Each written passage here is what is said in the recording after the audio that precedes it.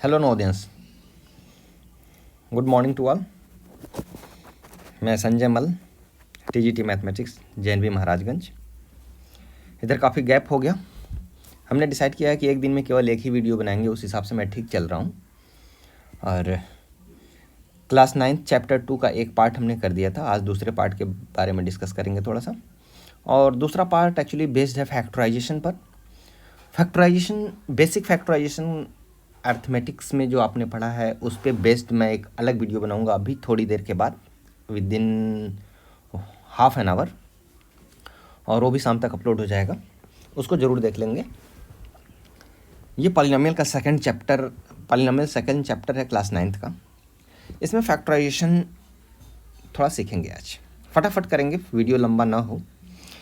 Factorisation दो तरह से है। ये जो अलजेब्रिक फैक्टराइजेशन है आपका, दो तरह से हम सीख सकते हैं। हमने यहाँ पे लिख रखा है कि factorisation by using factor theorem and by splitting middle term. तो हम सबसे पहले बाय स्प्लिटिंग मिडिल टर्म देखते हैं। यही इम्पॉर्टेंट है, हर जगह आपको यही काम आएगा। और factor theorem by trial and error method होता है, तो ये केवल सीख लेना है आपको। हर जगह यूज इसका नहीं आएगा, मैक्सिमम जगह यूज स्प्लिटिंग मिडिल टर्म का आएगा। चलिए फैक्टराइजेशन देखते हैं। By using splitting middle term को स्प्लिट करके हम कैसे फैक्टराइज करते हैं। सपोज ये हमारे पास है, ये एक अलजेब्रिक एक्सप्रेशन है 6x² + 17x + 5। इसको हम फैक्टराइज करना है। इस मिडिल टर्म को दो पार्ट में ब्रेक करना है। कौन से दो पार्ट में ब्रेक करते हैं, सब लोग ये फार्मूला जान रहे होंगे कि ये हमारा स्टैंडर्ड फॉर्म होता है ax² + bx + c, यानी कि 6a और c का मल्टीप्लाई करते हैं। 6 × 5 = 30। अब ये 30 है, इस 30 को ऐसे दो पार्ट में इसको फैक्टराइज करना है, ऐसे दो पार्ट में जिसका ये प्लस है, तो यानी कि जिसका सम 17 हो। मीन्स अगर इस 30 के फैक्टर्स करें, +30 है यानी कि 1 × 30 भी लिख सकते हैं। इसी को हम लिख सकते हैं 2 × 15 भी, इसी को लिख सकते हैं 3 × 10 भी, इसी को लिख सकते हैं 4 से नहीं डिविजिबल है 5 × 6 भी। बस इसके बाद ये पूरा फिर से रिपीट होने लगेगा। तो इतने फैक्टर्स हो गए। इस 30 को हम इस तरह से ब्रेक करेंगे कि हमारा इन दोनों फैक्टर्स को सम करने पर 17 आ जाए। अगर यहाँ पे 17 की जगह पे 31 रहता तो हम इसमें ब्रेक करते। 17 है तो 2 + 15 में ब्रेक करेंगे, यानी कि 6x² प्लस इसको हम लिख सकते हैं 2 + 15x + 5। क्यों लिखते हैं अभी हम बता देते हैं। यहाँ पे प्रूफ हमने लिख के रखा है, थोड़ा सा बेसिक चीज़ जानना ज़रूरी है। अगर यहाँ पे 17 की जगह पे 13 रहता तो 10 × 10 + 3 में ब्रेक करते। अगर 30 रहता तो 11 रहता तो 6 + 5 में ब्रेक करते। इस 17 की जगह पे अगर 11 रहता तो इस तरह से हमने ब्रेक कर दिया। फिर इसको हम एक्सप्लोर कर देंगे। ये 2x + 15x + 5, यहाँ से 2x कॉमन हो जाएगा तो हो जाएगा यहाँ पे 3x + 1। यहाँ से 3 कॉमन हो जाएगा, यानी कि हो जाएगा 5 कॉमन हो जाएगा, यानी कि हो जाएगा 5 × 3 = 15, 3x + 1। यहाँ भी दोनों जगह सेम बच गया, यानी कि हमारा फैक्टराइजेशन सही चल रहा है। 3x + 1 हमने कॉमन ले लिया तो हो गया 2x + 5। ये फैक्टर हो गया इस 6x² + 17x + 5 का, by using splitting middle term method से। अब ये थोड़ा सी बात आती है कि क्यों हम ऐसे करते हैं, ये क्यों करते हैं। ये हमारा स्टैंडर्ड फॉर्म है ax² + bx + c, किसी भी क्वाड्रेटिक पॉलिनोमियल का या क्वाड्रेटिक इक्वेशन का = 0 अगर हम लिखें तो ये अलजेब्रिक एक्सप्रेशन जो है ये क्वाड्रेटिक है, इसका स्टैंडर्ड फॉर्म ये है। इसको हम फैक्टराइज करेंगे तो इस तरह के दो वैल्यूज़ मिले हैं, 3x + 1 और 2x + 5। इसको हमने एक स्टैंडर्ड फॉर्म में लिख लिया कि px + q और rx + s के फॉर्म में इसको फैक्टराइजेशन मिलता है। इसको हम प्रोडक्ट कर दें, मल्टीप्लाई कर दें, तो ऐसे आप एक बार इसको स्क्रीनशॉट ले लेंगे और अपने खुद कैलकुलेशन करके देखेंगे कि हमको ये मिलेगा prx² + ps + qrx + qs। अब इस जो हमारा एक्सप्रेशन मिला है इसका कंपैरिजन कीजिए स्टैंडर्ड फॉर्म से। तो A is equal to P R, B is equal to P S plus Q R and C is equal to Q S. अब यहाँ पे देखिए B क्या है, ये मिडिल टर्म है और ये दो के सम के फॉर्म में है और ये दोनों सम के फॉर्म में है और ये क्या है, इन्हीं दोनों का प्रोडक्ट ये A है और ये C है। हमने अलग अलग लिख दिया, A इज इक्वल टू इतना है, B इज इक्वल टू ये, C is equal to Q S. तो A इंटू सी हो रहा है, A और C को मल्टीप्लाई किया हमने, ये दोनों थोड़ा सा रीअरेंज कर दिया तो P S plus into Q R हो गया। और यही P S into Q R जो B है मिडिल टर्म है इसके प्लस के फॉर्म में। मीन्स इस तरह से इनको फैक्ट हमने अरेंज किया। यहाँ भी तो हम लोग अरेंज ही कर रहे हैं। किस तरह से अरेंज करें कि ये 30 जो है दो पार्ट में ब्रेक हो जाए और इनका सम इस मिडिल टर्म के इक्वल हो जाए। तो इसको हम P S into Q R arrange कर लिया और इन्हीं दोनों का सम है ये मिडिल टर्म। इसलिए हम एक मेथड निकाल लेते हैं, ये प्रूफ है। अब इस प्रूफ को जानना ज़रूरी है कि क्यों हम कर रहे हैं, तब आपके जो है कॉन्सेप्ट क्लियर होगा। हाँ, इसलिए हम करते हैं। फिर ये तरीका याद कर लीजिए कि यहाँ जो A है और यहाँ जो C है इनको मल्टीप्लाई करेंगे, इनको मल्टीप्लाई करने पर जो आता है उसको फैक्टराइज करेंगे और इस तरह से फैक्टर करेंगे उसका। ऐसे दो फैक्टर्स लेंगे जिनका सम इस मिडिल टर्म के इक्वल हो। ओके, इस तरह से बहुत सारे एग्जाम्पल हैं, आपके किताब में है, बुक में है, एक्सरसाइज के क्वेश्चंस भी हैं, उनको भी आप करेंगे। और अब हम थोड़ा सा आगे और भी क्वेश्चंस ले सकते हैं। जैसे मान लीजिए एक छोटा सा और एग्जांपल ले लेते हैं, नहीं तो फिर कंफ्यूजन हो। 2x square plus 7x plus 3, जल्दी जल्दी लेंगे। अब यहाँ पे क्या है, 2 और 3 है, तो 2 into 3 A into C is equal to 6 हो गया। यानी कि फैक्टर 6 के करेंगे। 6 को हम 1 इंटू 6 भी लिख सकते हैं और इसको 2 इंटू 3 भी लिख सकते हैं, बाकी कुछ मिलेगा नहीं, बाकी कुछ मिलेगा, फिर 3 इंटू 2 ही आ जाएगा। यानी कि 2 और 3 में ब्रेक कर सकते हैं क्या इसको, ये तो है 7, तो 2 और 3 में ब्रेक नहीं कर सकते। 5 रहता तो हम इसमें ब्रेक करते। 7 यानी कि 1 इंटू 6, यानी कि इसको हम लिख सकते हैं 2x square plus x plus 6x plus 3। यहाँ से 2x नहीं, यहाँ पे कॉमन है ओनली x, तो क्या बचेगा 2x प्लस 1। यहाँ पे कॉमन है 3, यानी कि यहाँ पे बच गया 2x प्लस 1। 2x प्लस 1 दोनों में कॉमन है, यहाँ पे बच गया x प्लस 3। हो गया फैक्टराइजेशन, वेरी सिंपल।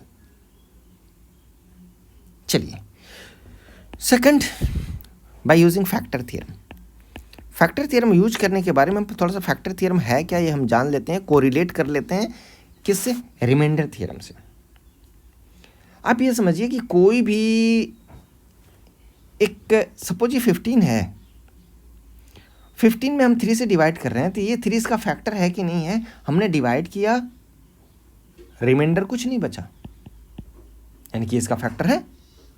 ये 17 है, इसको हम 3 से डिवाइड कर रहे हैं, तो यहाँ पे रिमाइंडर 3 पंजे 15, 2 रिमाइंडर बच गया, यानी कि इस 17 का ये 3 फैक्टर नहीं है। 17 का 3 फैक्टर नहीं है, लेकिन 15 का 3 फैक्टर है। वही चीज़ है फैक्टर थ्योरम, और कुछ नहीं, और कुछ भी नहीं है। मीन्स अब उसी को लिखा है कि सपोज अगर ये कोई px पॉलिनोमियल है, इसको हम ब्रेक कर दें, लॉन्ग डिवीज़न मेथड आप समझ लीजिए। x माइनस ए से हमने डिवाइड किया तो हमको एक qx मिल गया प्लस pa मिल गया। रिमाइंडर थ्योरम को रिकॉल करेंगे आप, ये हुआ।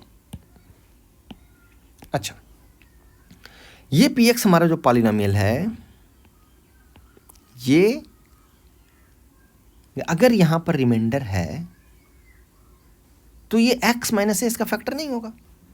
जैसे इसी को हमने लिखा कि 17 is equal to 3 into 15 plus 2। अगर ये रिमाइंडर बच गया है तो ये फैक्टर नहीं है। और यहाँ पे देखा जाए तो 15 is equal to 3 into 5 plus 0, यानी कि यहाँ पर 3 फैक्टर है किसका, 5 का। यहाँ पर 3 फैक्टर नहीं है 17 का।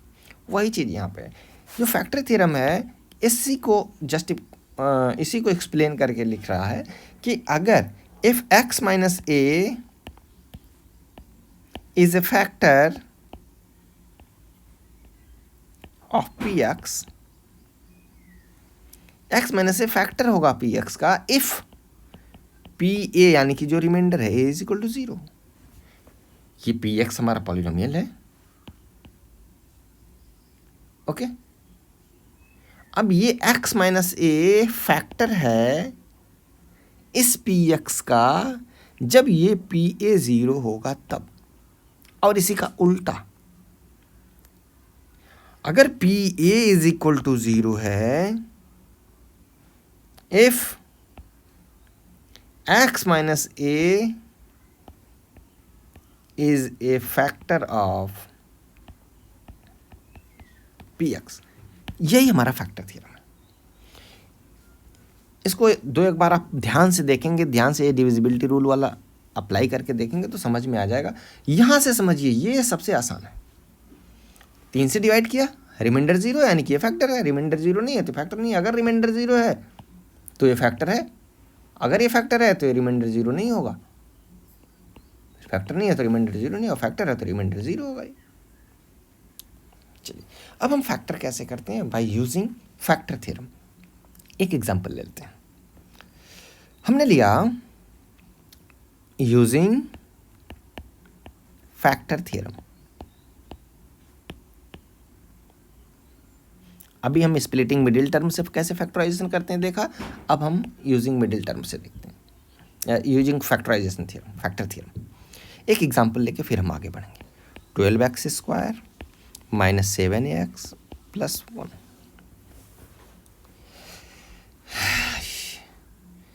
यहाँ पे हमको ट्रायल एंड एरर मेथड से चेक करना है, अंदाज से चेक करना है कि इसमें x की कौन सी हम वैल्यू रखें कि इस पूरे की वैल्यू 0 हो जाए। ठीक, अब अगर हम अंदाज से रखने लगें तो बहुत टाइम लग जाएगा, तो थोड़ा सा हम हिंट ले सकते हैं कि क्या हो सकता है। ये हमारा ax square plus b x plus c, ये स्टैंडर्ड फॉर्म है इसका। ये कांस्टेंट टर्म जो है इसका फैक्टर करते हैं, इसका फैक्टर क्या है, प्लस माइनस 1 होगा। अच्छा, इस ए का फैक्टर्स करते हैं, ए का फैक्टर क्या होगा, ए के सारे factors, number of factors, plus minus 1 भी फैक्टर होगा, प्लस माइनस 2 भी फैक्टर होगा, प्लस माइनस 3 भी फैक्टर होगा, प्लस माइनस 4 भी फैक्टर होगा, बस प्लस माइनस 12 भी होगा। ये इसके फैक्टर्स हो गए और ये 1 के फैक्टर। अब हमको क्या क्या रख के चेक करना है वो यहाँ से हम देखेंगे कि ये 1 भी फैक्टर, 1 भी रख के चेक कर सकते हैं, माइनस 1 भी रख के चेक कर सकते हैं, 1/2 भी रख के चेक कर सकते हैं, वो भी इसका फैक्टर है। 1/3 भी रख के चेक कर सकते हैं, ये भी इसका फैक्टर है। 1/4 भी, 1/12 भी। ये सारे हमको हिट एंड ट्राई मेथड लगाना है। एक रखने के बाद हम चेक करेंगे, हाँ अच्छा हम कौन सी वैल्यू रखें तो 0 आ सकता है, और वो वैल्यू हम रख के चेक करेंगे। अब यहाँ से हम देखें, अगर हम 1 रखते हैं तो 1 की वैल्यू क्या है, 1 रखते हैं तो ये 12 हो जाएगा, और ये 1 13 हो गया, और ये -7, ये 0 नहीं आएगा।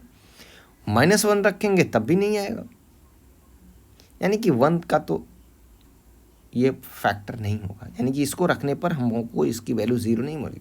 Means 1 is not the 0 of this given polynomial, ये इस पॉलिनोमियल का 0 नहीं है। तो हम और क्या रख सकते हैं, यानी कि फ्रैक्शन में रखना पड़ेगा। 1 तो कंप्लीट हो गया, यानी कि अब 1/2 हम रख सकते हैं, 1/3 रख सकते हैं, 1/4 रख सकते हैं। तो हम एक एक चेक करते हैं। सपोज हमने 1/3 रखा, यानी कि हम क्या रख रहे हैं, x is equal to 1/3। x is equal to 1/3 रखे तो क्या हो गया, 12 1/3 का square minus 7 into 1/3 plus 1 is equal to 12 into 1/9 minus 7/3 plus 1। इसको सॉल्व करना, 3 चौक के 12, 3 3 के 9, 4/3 माइनस 7/3 प्लस 1। एलसीएम ले लेते हैं, 3 4 माइनस 7 और प्लस 3 यानी कि 7 माइनस 7 अपॉन 3 यानी कि 0/3 यानी कि 0 मीन्स ये x upon x equal to 1/3 रखने पे 0 आ रहा है, यानी कि x minus 1/3 is equal to 0, यानी कि 3x minus 1 is a factor.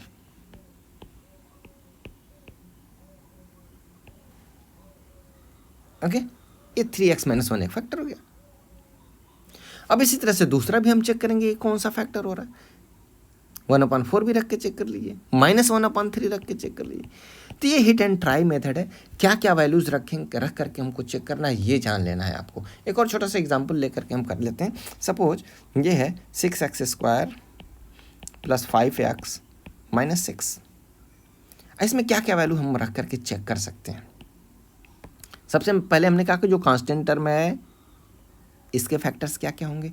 जो कांस्टेंट टर्म है इसके फैक्टर्स होंगे +-1, +-2, +-3, +-6 भी होगा।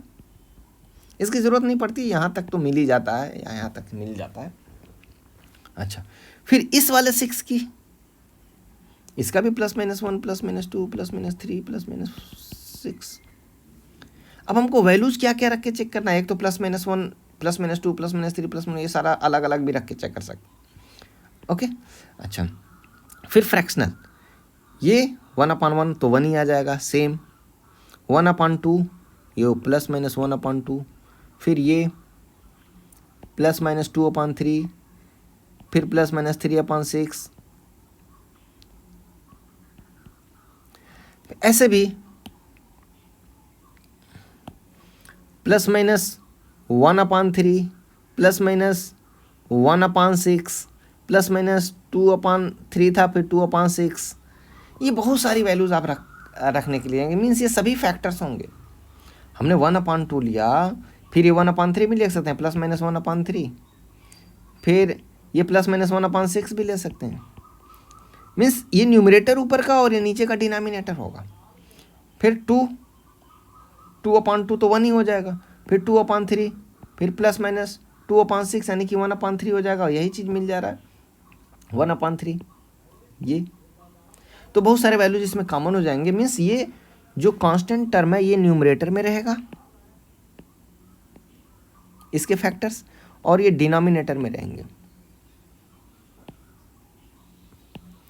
और वो सारे फैक्टर्स हम यहाँ पे रख करके चेक करेंगे। जो वैल्यू रखने पर 0 आ रहा है उस तरह से हम इसको फैक्टर निकाल लेंगे।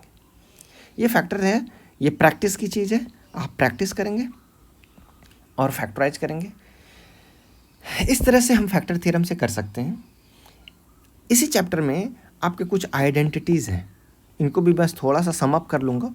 जो क्वेश्चन नहीं आएगा आप हमको व्हाट्सएप करके या यूट्यूब कमेंट भी लिखेंगे, तो फिर मैं स्पेशली आपको अलग से उसको सॉल्व करके और मैं एक्सप्लेन कर सकता हूँ, समझा सकता हूँ।